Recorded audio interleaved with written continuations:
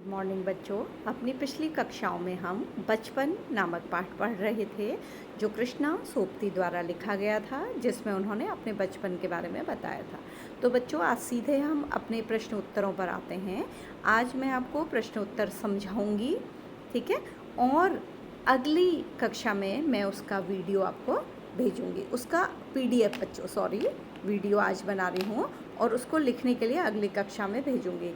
लेकिन बच्चों, इन प्रश्नों को वही लिखेगा जिसने पहली बार कॉपी में नहीं लिखा है।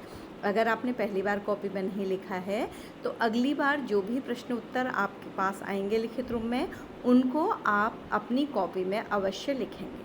तो बच्चों, पहला प्रश्न है, लेखिका बचपन में इतवार की सुबह क्या क्या काम करती थी। आपको प्रश्न पढ़ते ही याद आ गया होगा कि उनके परिवार में रिवाज था कि वो नौकरों को अपने मोजे धोने नहीं देते थे और शायद जूतों में पॉलिश करने भी नहीं देते होंगे, ये लिखा नहीं गया है।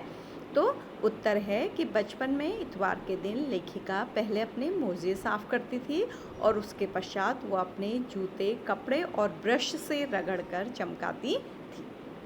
और बच्चों, ज़रूरी नहीं कि आप बिल्कुल वही शब्द लिखें जो आपको लिखाए गए हैं या मैं समझा रही हूँ। आप परीक्षा में प्रश्न के उत्तर अपनी तरह से भी अपनी भाषा में लिख सकते हैं, लेकिन उत्तर सही होना चाहिए, ठीक है। आपका दूसरा प्रश्न है स्क्रीन में, तुम्हें बताऊंगी कि हमारे समय और तुम्हारे समय में कितनी दूरी हो चुकी है। इस बात के लिए लेखिका क्या क्या उदाहरण देती हैं। तो बच्चों, लेखिका ने, मैंने आपको पढ़ाते समय भी समझाया था कि लेखिका कहना चाहती हैं कि उनके बचपन में और आज के बच्चों के बचपन में अंतर आ गए हैं, और वो अंतर उन्होंने दिए हैं। ये प्रश्न आपके सामने है, किस तरह से दिए गए हैं। तो आप लिखेंगे, लेखिका अपने समय से आज की तुलना करते हुए उस समय को अलग अलग बताने के लिए निम्न उदाहरणों का प्रयोग कर रही हैं। तो सबसे पहले आप बताएंगे कि उन दिनों घरों में रेडियो और टेलीविज़न नहीं होते थे। घरों में क्या होते थे? ग्रामोफोन। और आज क्या होते हैं? रेडियो और टेलीविज़न होते हैं। फिर जो पहले कचौड़ी और समोसा खाया जाता था, अब किस में बदल गया है? पैटीज़ में। और आज जो आइसक्रीम खाई जाती है वो पहले किस रूप में मिलती थी? कुल्फ़ी के रूप में मिलती थी। तो ये अंतर हो गया है। और फिर फालसे, खसखस, ये जो प्राकृतिक शरबत हैं, इनके स्थान पर लोग आज क्या करने लगे हैं? कोल्ड ड्रिंक यानी कि शीतल पेय पीने लगे हैं। तो आप इस तरह से लिखिएगा, बिल्कुल ऐसा ही लिखना ज़रूरी नहीं है जैसा कि आपको दिया गया है, ठीक है।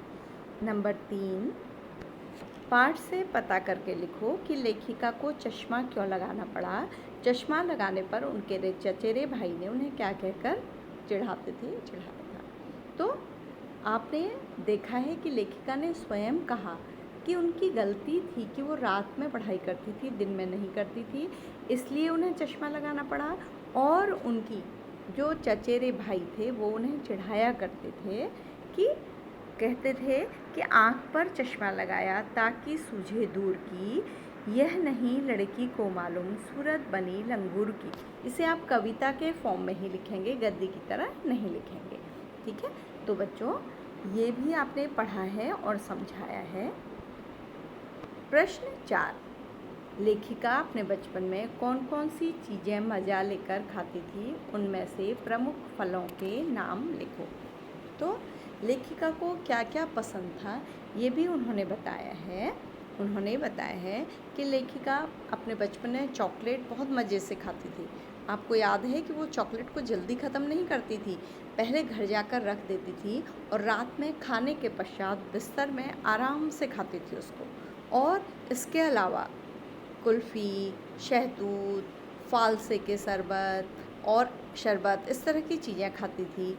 काफ़ल खाती थी। और उनमें से जो प्रमुख फल हैं वो हैं काफ़ल, कसमल, चेस्टनट, इस तरह की चीज़ें आप लिख सकते हैं, ठीक है। तो ये आप अपने लेसन में भी देखिएगा और जो प्रश्न आपके पास भेजे जाएंगे उसकी सहायता से आप अपनी कॉपी में करेंगे। इसके अतिरिक्त बच्चों, जो इस पाठ में कुछ और संस्मरण से आगे वाले प्रश्न आपको लिखने नहीं हैं, लेकिन मैं जो आपको लग रहा है समझा देना चाहिए उसे मैं समझा रही हूँ। संस्मरण के आगे में पहला प्रश्न है कि आज की जैसे लेखिका को अपने समय की कुछ चीज़ें अपनी ओर अट्रैक्ट करती थी ना, वैसे ही तुम्हें कौन सी चीज़ें आकर्षित करती हैं।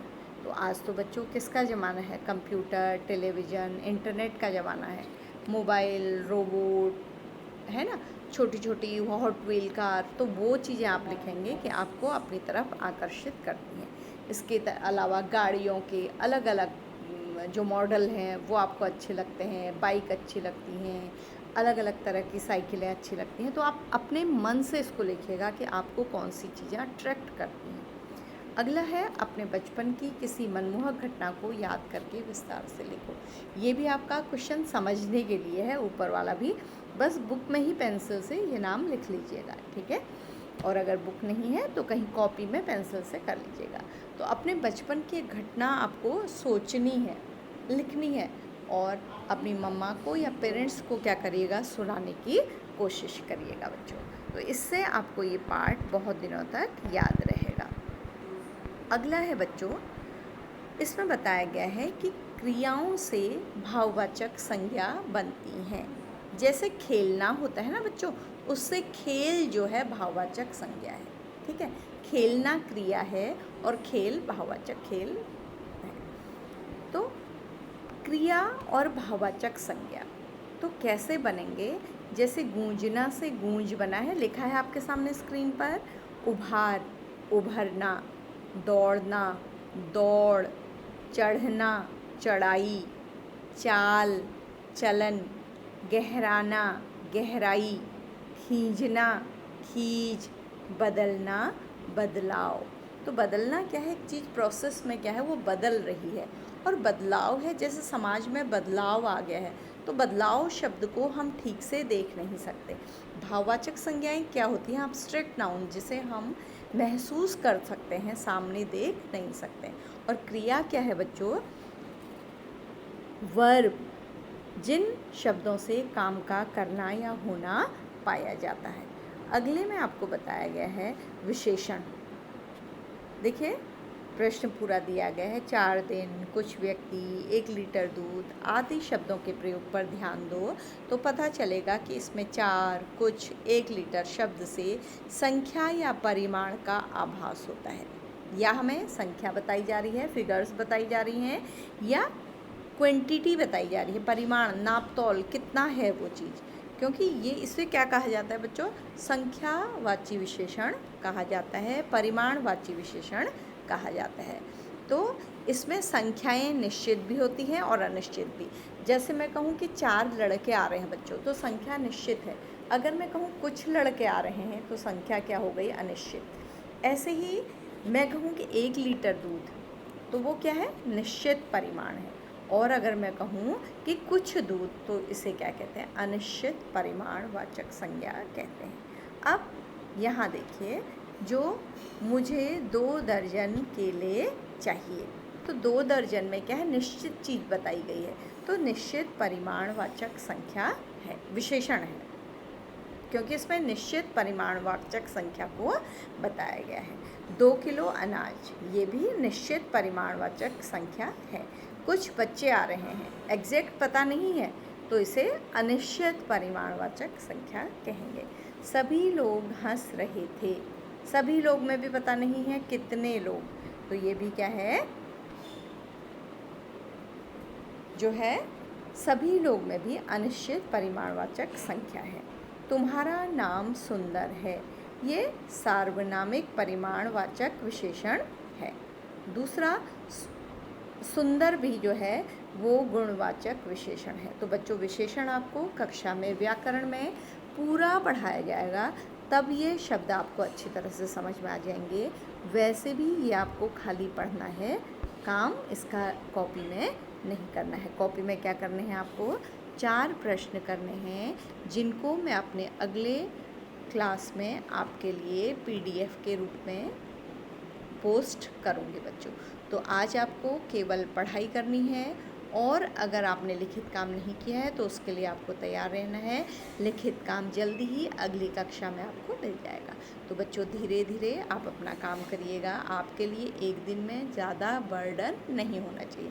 वैसे ही मुझे लगता है बच्चों 6th क्लास में आपके पास बहुत सारा रिटर्न वर्क हो गया होगा। ठीक है, तो घर बैठ के आप आराम से करिए और थोड़ा खेलिए भी, थोड़ा एक्सरसाइज भी करिए बच्चों। हर समय स्क्रीन के सामने बैठना हमारे लिए बहुत अच्छा नहीं है। ये तो हमारी इस समय विवशता है कि स्क्रीन के सामने हमें पढ़ाई करनी ही है। तो इसके साथ अपनी थोड़ा सा साइकिलिंग, थोड़ा सा अपने ही घर के सामने निकल कर या एक्सरसाइज करना या खेलना आपके लिए क्या है, ज़रूरी है। अपनी छत पर भी आप खेलने के लिए जा सकते हैं। तो बच्चों आज की कक्षा हम यहीं पर समाप्त करते हैं। Thank you children.